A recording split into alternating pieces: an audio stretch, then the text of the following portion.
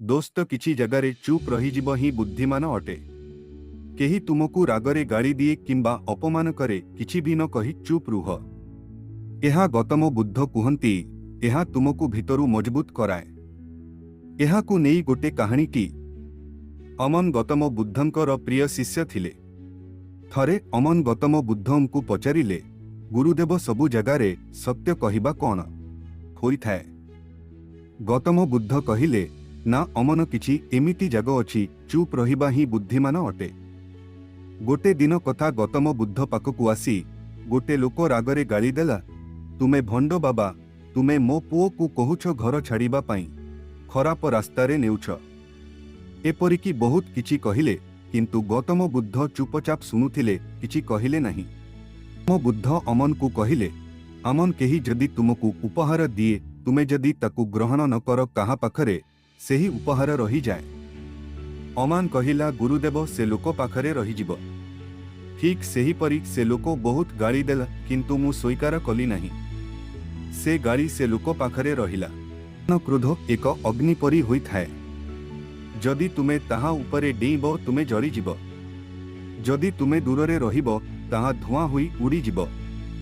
सत्य कथा एहा जे जिए क्रोधरे रही थाए से निजर नियंत्रण हराई थाए। ताहार मन एक तूफान भली होई जाई थाए। तूफान साही तर्क करिबा बुद्धिमान नुहे, एहा मूर्खता पागलामी अटे। समय रे चुप रहिबा मनीषर भयालुता नुह, एहा मनीषर धैर्य अटे।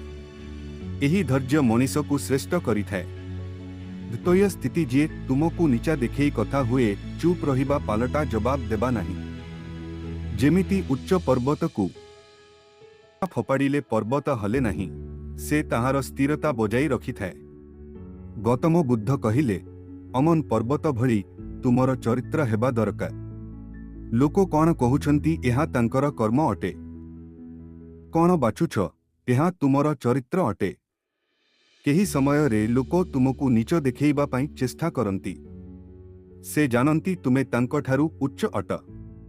तांको पाखरे शब्दर हथियार अटे, किंतु तुम पाखरे मन रहिबो गुण रहिबा दरकार।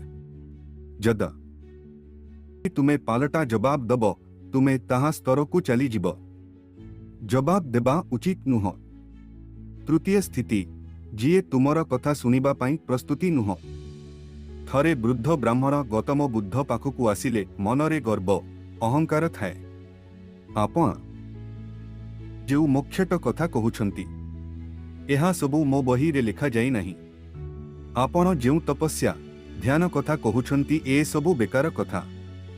गौतम बुद्ध हसिले, ब्राह्मण चकित हेले। कहिले किछि कहिबे नहीं। आपण ताहा कहिबार अछि जिए सुनिब। पुणी एक कहानी सुनाइले, एक मंजी एमिति एक जागरे पुता जाए, जेउथि माटीर उर्वरता, सूर्य किरण नथिबा, पानी नथिबो, से कौन चर हेब। अमन कहिला, ना भ।